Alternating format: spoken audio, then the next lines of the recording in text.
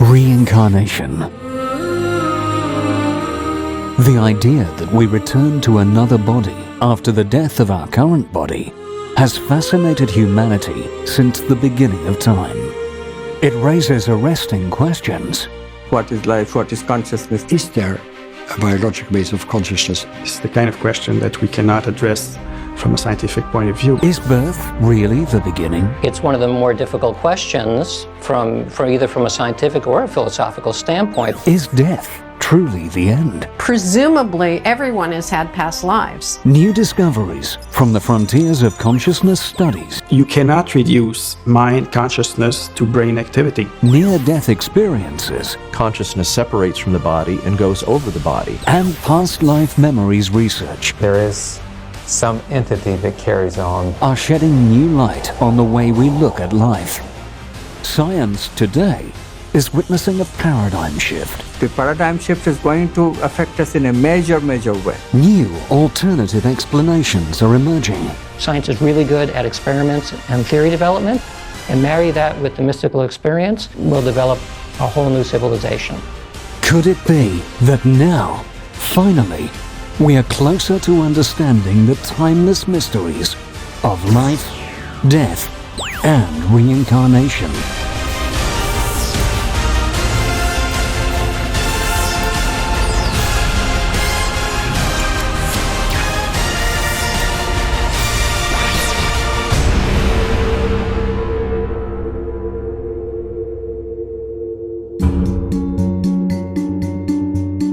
Of course, we all know about reincarnation. The body may live and die, but it comes to be again. What is it that reincarnates? The nature of the soul is that it's eternal. Vedic literature presents the soul as a very real entity. I am the soul and I have a body. Various cultures around the world provide interesting insights into this journey of the soul. When reincarnation arises in Greek philosophy, it comes in that crystallized form. Reincarnation has enjoyed widespread acceptance throughout most of known human history. The belief systems in the West have totally inhibited us from seeing what's right in front of us.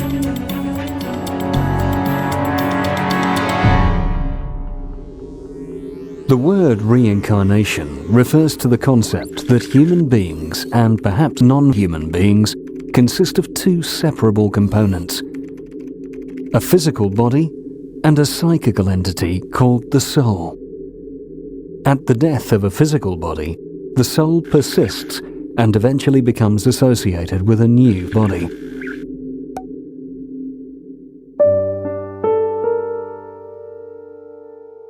Though the transmigration of the soul has been widely accepted throughout history and across cultures, as seen in Eastern, Roman, and Greek philosophies, to most people today, reincarnation is mostly conceptual. To them, it is one of the many plausible explanations for what happens to us after we die. The specific details of the reincarnation process remain a mystery to those who regard it as a tenet of Eastern religion or a nebulous New Age phenomenon. So where can we find precise information about reincarnation and its mechanism? Various cultures, belief systems and philosophies around the world, from Greek Platonism to Buddhism, Sikhism, and American and Australian indigenous cultures, provide interesting insights into this journey of the soul.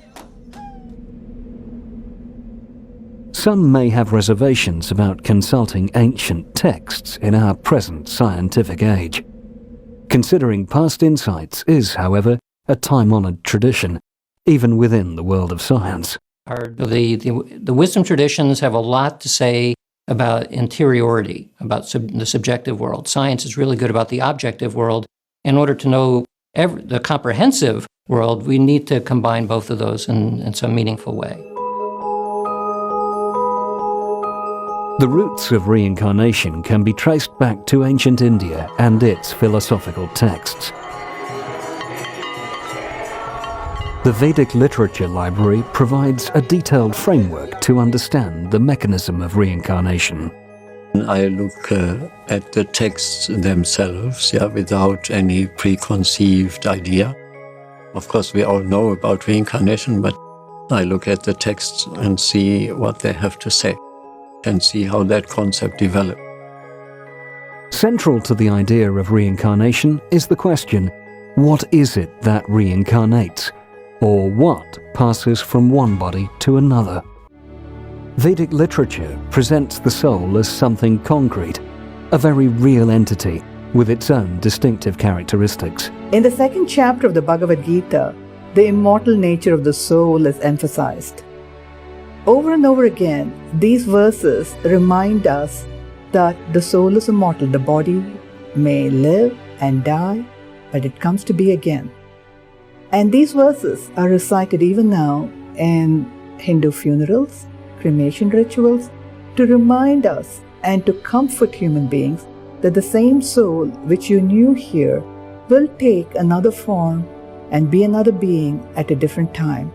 And so you may not know or recognize that person, but that soul is eternal.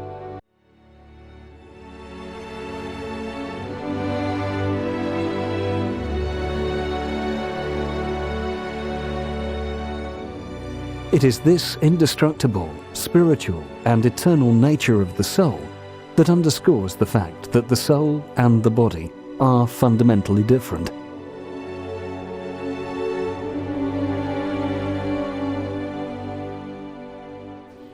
If there is soul, which is considered to be ajo nitya shashvatoyam purano nahanyate hanyamane sharire, as the Upanishad says, and the Gita too.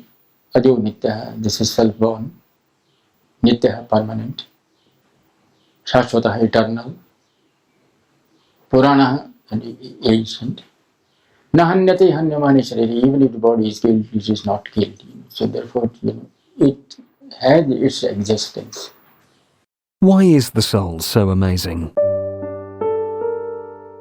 One reason is the incredible variety of bodies it can inhabit, and almost 100 meters tall, and also in a microbic germ, millions of which can occupy only an inch of space. The soul can power not only the gigantic body of a whale, but also the tiny bodies of the plankton that the whale feeds on. Isn't that a humbling thought? The body may have the full biochemical, functional capacity to move, but it can't do so without something or someone to do the moving. The body needs the soul. We sometimes say in the West, I have a soul. But I think from the Bhagavad Gita's perspective, it'd be more correct to say, I am the soul and I have a body. The soul is what provides cognition to an awareness to the body, and it's the soul that is the part of us that is aware, that feels. Soul as like the sun, it illuminates a particular area. Sometimes it's described like a lamp or a candle. It provides the light of a candle will fill up a room in the same way that the illumination of the soul will fill up the body. What does that mean? Who are we? We are the source of consciousness in the body, the eternal soul. It is this soul which is the meaning giver to the body, and not the other way around. The fact that the body and the soul are fundamentally different makes it possible for the soul to move from one body to another. This is an essential component in the process of reincarnation.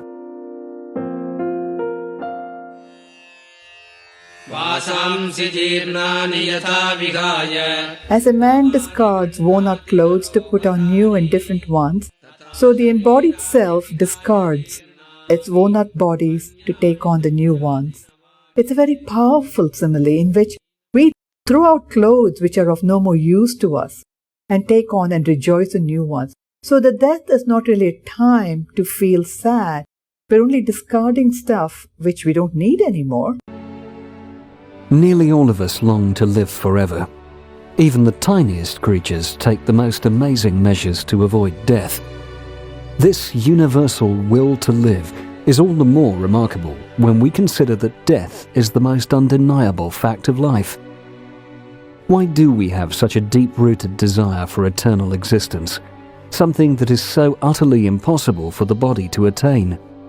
Where does this deep-rooted longing come from? Perhaps this longing comes from the innermost essence of our being, the soul, which is by nature eternal. We long to live forever because we, as souls, are eternal. All of us are insatiably curious. Some people are curious about celebrity gossip, others about breaking news, still others about the stars in the sky. And human beings are not alone in their curiosity. If we try to understand our curiosity in the context of being no more than physical bodies, we will come to a dead end. This insatiable curiosity originates in the soul, which is by nature conscious and full of knowledge. All of us instinctively seek happiness, be it through humor, risk, adventure, entertainment, romance, or anything else. Pleasure is what we constantly seek. Once again, we are not alone. Studies of animal behavior have shown that they too strive for pleasure. The body allows us so few avenues through which we can get pleasure, as it is the cause of much grief as well. If we were just our physical bodies, then why would we have a thirst for pleasure that we are so ill-equipped to satisfy? Our thirst for pleasure originates in the joyfulness inherent to the soul. We might wonder then, if we are actually immortal, full of knowledge and bliss, then why don't we feel so? The answer lies in how deeply the soul is buried.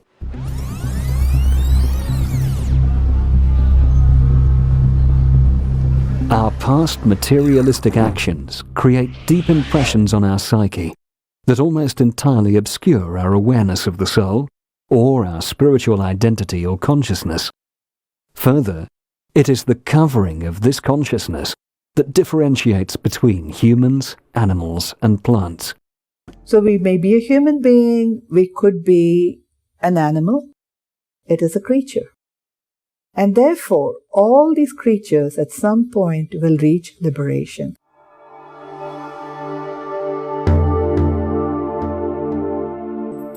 This notion of karma becomes common in many of the religions that began in India at the same time. So Gautama, the Buddha, Mahavira shared a kind of common ethos from which this notion of karma and reincarnation and eventually a liberation, a moksha, that is, complete end to this process of reincarnation, is spelled out in fairly good detail. Reincarnation is central to the teachings of the Buddha and to Buddhist thought in general, as seen in the Jataka tales, which are stories of the Buddha's past incarnations, many of which are said to have been told by the Buddha himself.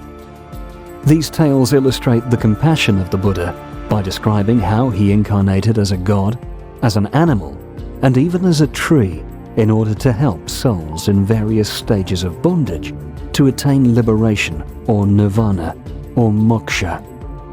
For example, one tale tells how he was born as an elephant and helped a woman in distress by making immense sacrifices, even filing off his tusks for her sake. That woman, recollecting his selfless sacrifice, in her next life became his disciple and went on to become a great saint.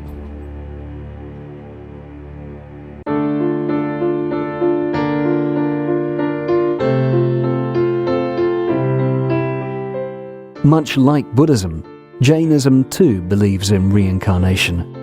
The sacred texts of Jainism lay particular emphasis on karma as a fundamental concept, closely interlinked with the philosophical concepts of transmigration, reincarnation, liberation, non-violence, and non-attachment.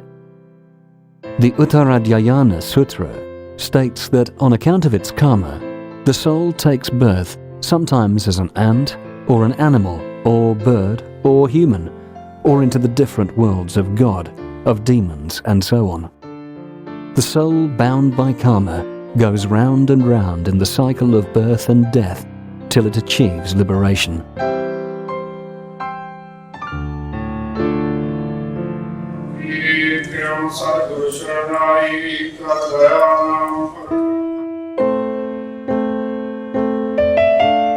Reincarnation is also central in the belief system of Sikhism.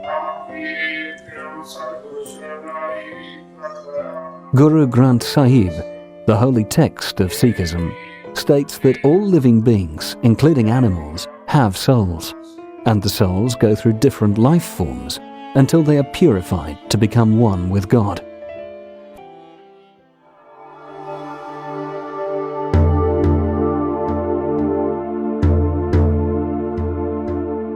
A little further west, the ancient religions of the Mediterranean world developed quite different kinds of reincarnation beliefs.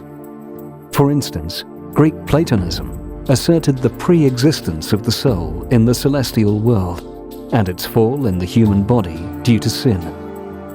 In order to be liberated from its bondage and return to the state of pure being, the soul needed to be purified through reincarnation.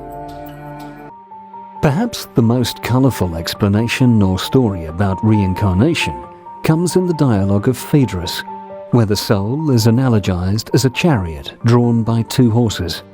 One is the dark horse, full of spirit and energy, but hard to control, and the other, a white horse, who is easier and also full of spirit, but more obedient. In the Phaedrus reincarnation story, he imagines the soul, upon bodily death, ascending up into heaven. As the soul rises, it can gain a glimpse of a beautiful field of what Plato calls forms. So perfect beauty, perfect justice, and so on. And there's a procession of gods watching this field. And as you rise, you can join that procession. And if reason is in supreme control, it seems, the chariot can rise and stay there. But if reason's not in good control, if the horses are doing what they want, they're going to lose interest in that field of beautiful forms. It's not something that they can really appreciate. And so they pull the chariot back down, and the soul goes back into another incarnation. So people who are very angry as human beings, if they let their anger get control of them, if that white horse pulls the chariot off, they'll be reincarnated as lions. Or if they're too subservient to their bodily appetites and they're too tied to the earth, they'll come back as snakes. They'll slither along the earth and so on. So, according to the Greek philosophy, our present life is actually a preparation for the afterlife.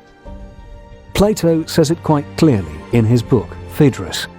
Philosophy is the preparation of death. What is death? What happens to us when we die? Vedic wisdom answers this profound question by outlining broad principles that shape the soul's journey after the body dies. Is that there's three distinct things that they recognize. There's the gross physical world, and that would include the physical body. That's the visible physical body. This is something we call material. It's part of prakriti, material nature.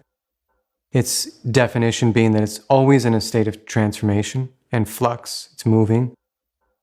They also recognize that part of the material nature is something we might call a subtle reality, a subtle dimension, or a subtle body composed of what we call the mind. And this mind has different components to it. And the third thing that they recognize, and are not discussed in Western science, is that they recognize consciousness as entirely separate from that. So you've got a gross physical body, the visible body. You've got the more subjective component of the mind. And then you've got a third thing called consciousness, or the Atman, or the Purusha. The soul is completely separable from both the mind and the body. And it can exist independently of them. The subtle body is the medium through which the soul interacts with the gross body and the world outside. It is a repository of our past experiences and is responsible for making decisions on the basis of loss and gain. It also makes us believe that all we are is this body and not the soul. When a person is unconscious, the normal pathway for seeing is obstructed, as the physical eyes are closed and the visual areas of the brain are not functioning. Nonetheless, the soul is always conscious. In fact, it is consciousness itself. And the subtle sense of sight is still capable of functioning. The soul, along with the subtle body, temporarily leaves the gross body, which is likely to happen under special circumstances when the body is severely distressed, damaged, or dysfunctional. In these kinds of situations, the soul can observe the gross body from outside itself, using the subtle sense of sight. This can account for the factual perceptions documented during near-death experiences, and can also explain a phenomenon even more puzzling: the ability of some blind patients to see during near-death experiences.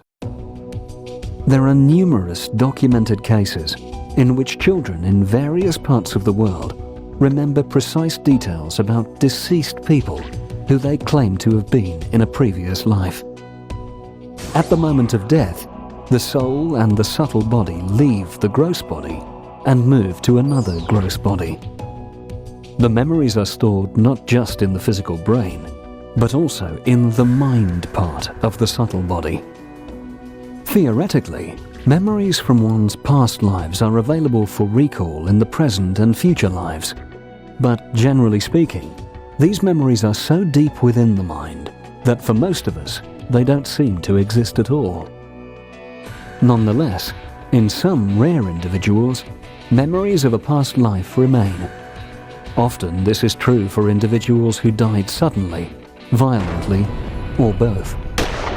Because death is so abrupt and traumatizing in such a case, it may not allow the soul to fully process the death, and so unprocessed memories of the event remain in the next body as a sort of hangover.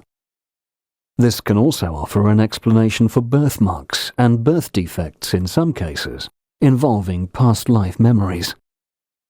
Many scientifically documented reports have shown that mental impressions can manifest themselves as physical marks on the body. The impressions of fatal wounds inflicted on the gross body are created in the mind. When that mind accompanies the soul into the next body, it can cause those impressions to be expressed as birthmarks or birth defects. Death actually occurs when the soul permanently leaves the gross material body. And it's the ego that allows this non-physical, this completely spiritual self to inhabit a particular body.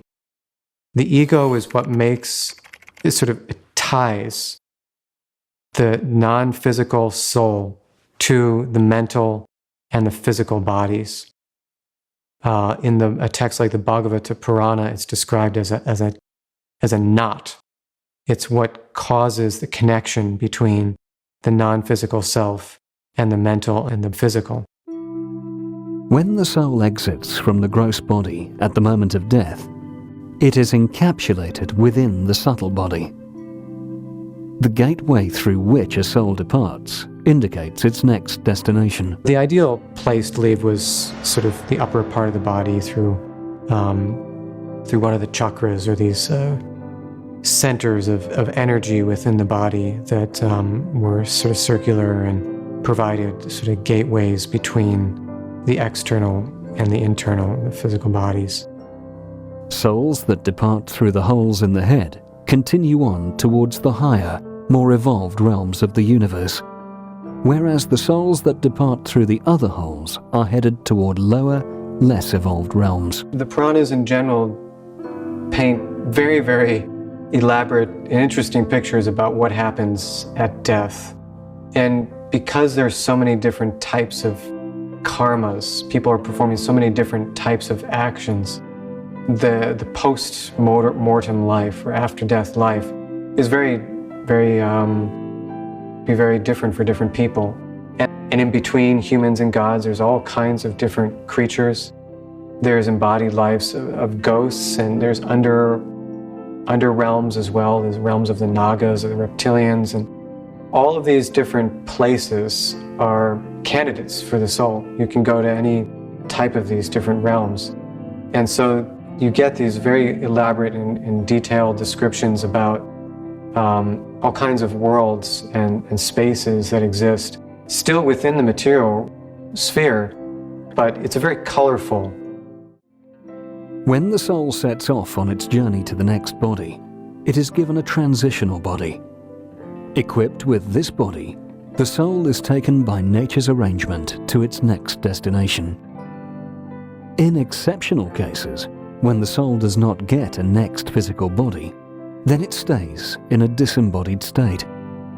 Souls that are victims of extreme behaviors such as suicide and abnormal attachment live in this disembodied existence and are called ghosts for a variable interval of time.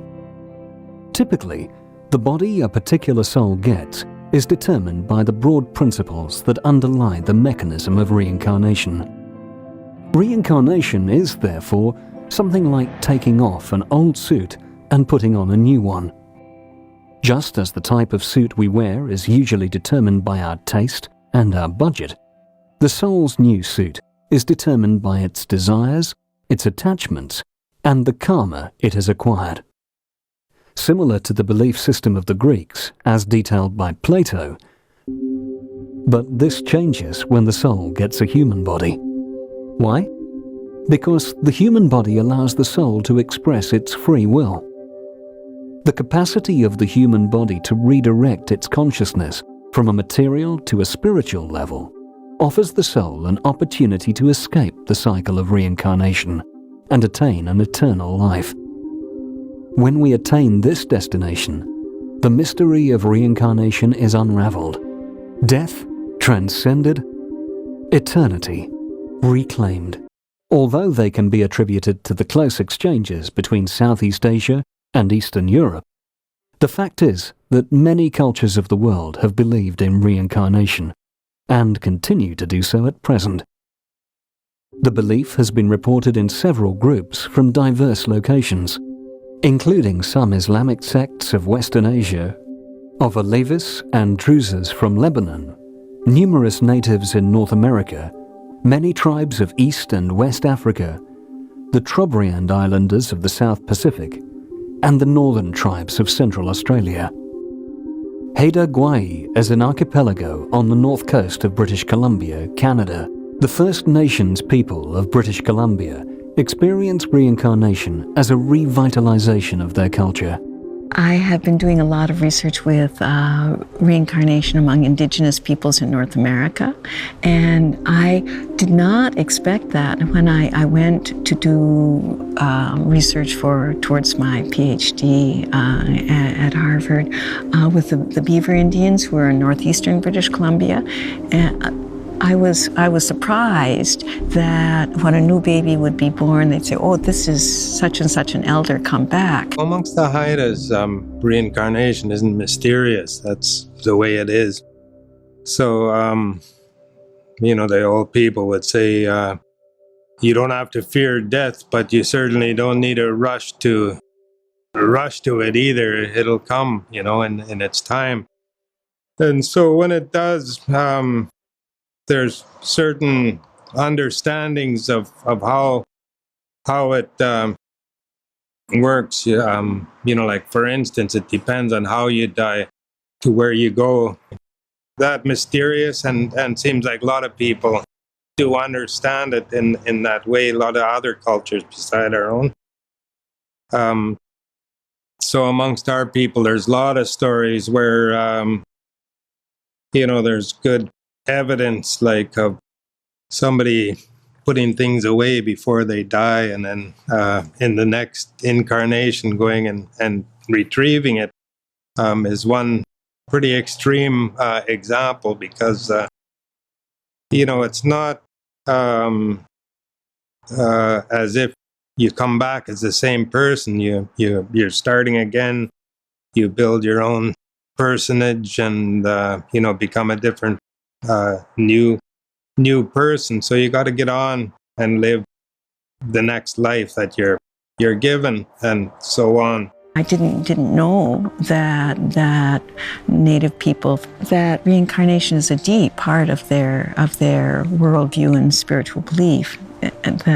And so in my PhD thesis, I looked to see whether the tenets that I saw of the Beaver Indian worldview were present in the other North American culture areas in North America, and further search and that book Amerindian Rebirth, Reincarnation Belief Among North American Indians and Inuit documents the thoroughness of belief in reincarnation in North America.